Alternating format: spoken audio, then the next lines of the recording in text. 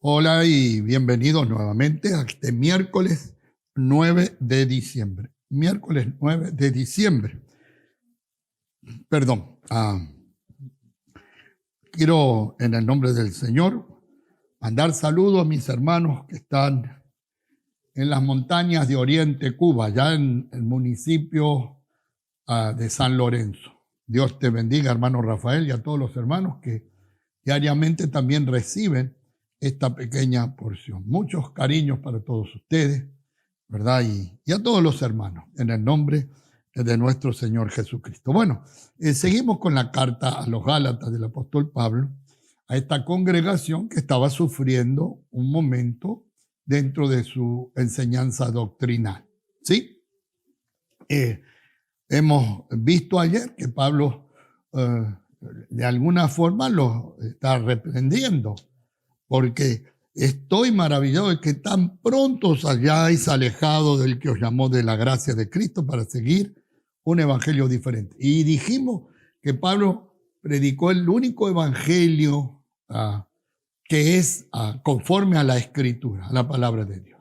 Y hoy vamos a ver en el segundo párrafo del verso 11, capítulo primero de Gálatas, verso 11 al verso 24, el ministerio de Pablo. ¿Cómo fue Pablo alcanzado? ¿Y qué tenía Pablo en sí, en lo humano? ¿Sí? Bueno, voy a leer y después trataré de comentar algo. Acuérdese, usted lea en su casa, haga su tarea también, busque, y que el Señor, a través de su Espíritu Santo, le ayude, como me ayuda a mí, como ayuda a todo predicador, ¿verdad? Que lo único que queremos saber es la verdad absoluta del Evangelio.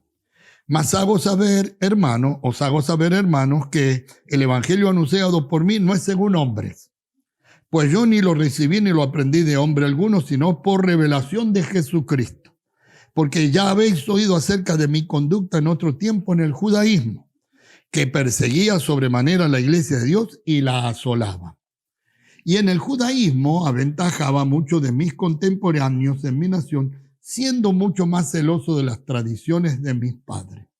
Pero cuando agradó a Dios, que me apartó desde el vientre de mi madre y me llamó por su gracia, revelar a su Hijo en mí, para que yo le predicase entre los gentiles, no consulté enseguida con carne y sangre, ni subí a Jerusalén a los que eran apóstoles antes que yo, sino que fui a Arabia y volví de nuevo a Damasco. Después, pasado 3 años, subí a Jerusalén para ver a Pedro y permanecí con él 15 días.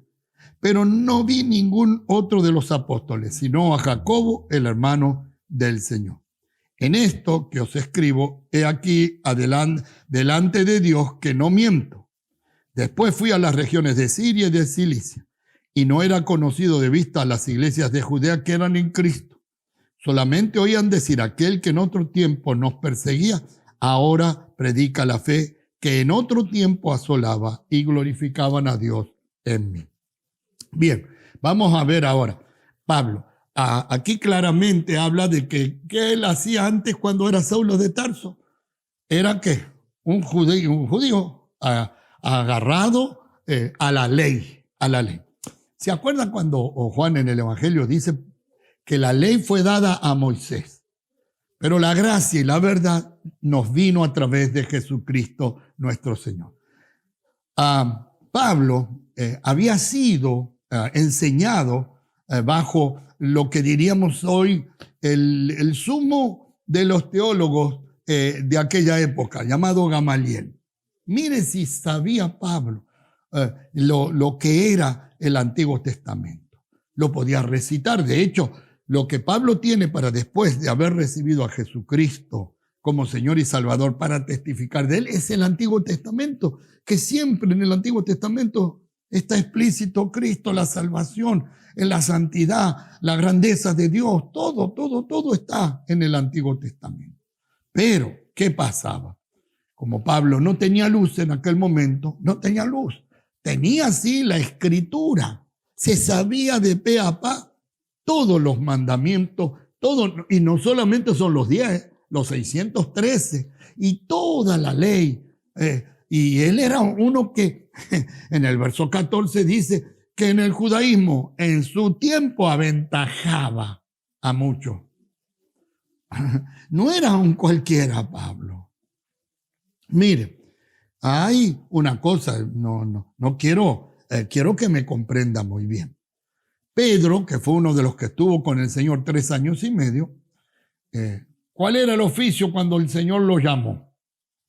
Era pescador, que sí sabía, quizás había sido educado en la ley, pero no era como Pablo. Para mí Pablo era un rabino, un hombre que tenía una capacidad de las escrituras, cual no la tenía para mí Pedro. Hasta que Pedro después recibió el bautismo del Espíritu Santo, ¿verdad? Y ya con eso cambió. Pero Pablo lo aventajaba en lo que era toda la ley, toda la ley. Entonces, no es que quiero desacreditar a Pedro, no. Pero quiero decir que Pablo no era un pelele, como se dice por ahí. No era un neófito. Y aquí dice claramente que era tan celoso de las tradiciones de su padre. Era celoso, dice, y en el celo, y con el celo que yo tenía, perseguidor de la iglesia cristiana. Acuérdense que Pablo fue uno de los que persiguió.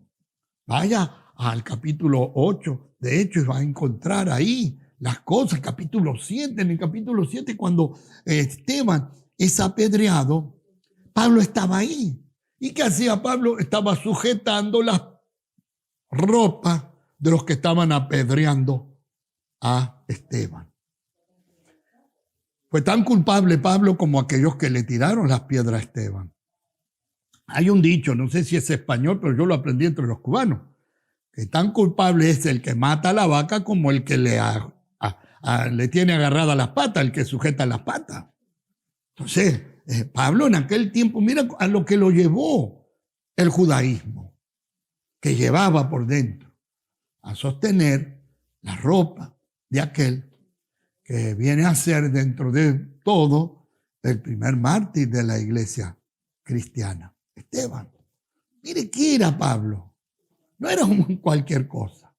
Hoy se levanta cualquiera por ahí a trastornar las mentes de los que están en Cristo y de los débiles en la fe porque no están agarrados a la Escritura y sacan del contexto bíblico y los quieren nuevamente llevar a la esclavitud. Porque la ley, ¿se acuerdan que dice que es la ley? Después lo vamos a tratar un poquito más adelante.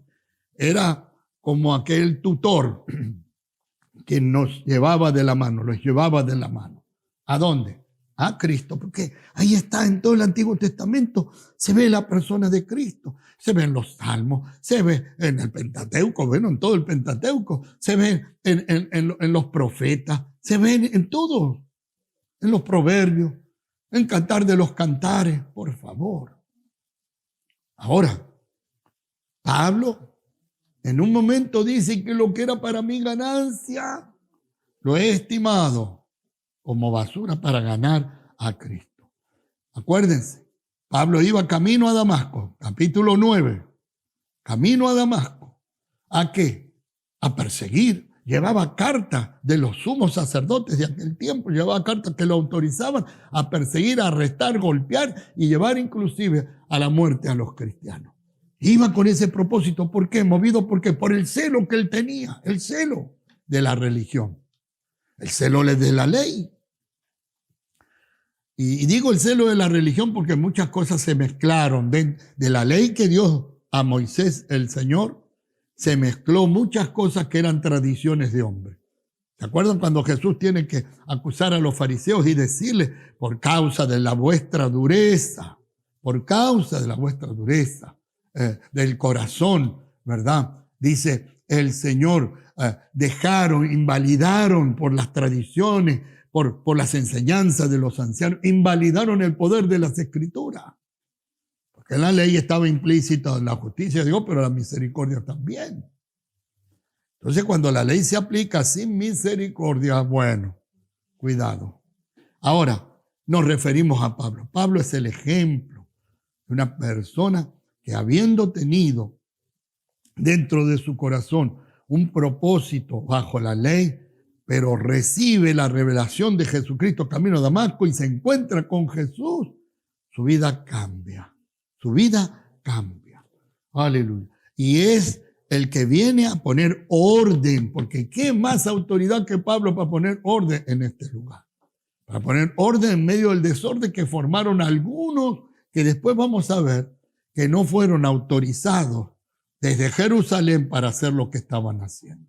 Vamos a ir despacito. Ahora, Pablo dice, este evangelio yo no lo recibí de hombre, sino que lo recibí de Dios, directamente de Jesucristo. ¿Y qué tuvo que hacer? Pasarse 3 años después de esto, pasarse 3 años ahí meditando, porque Pablo tenía la palabra. Hermano, por eso debemos de tener la palabra, porque cuando tenemos la palabra, el Espíritu Santo puede trabajar en nuestras vidas y mostrarnos la única verdad, que siempre es Jesucristo.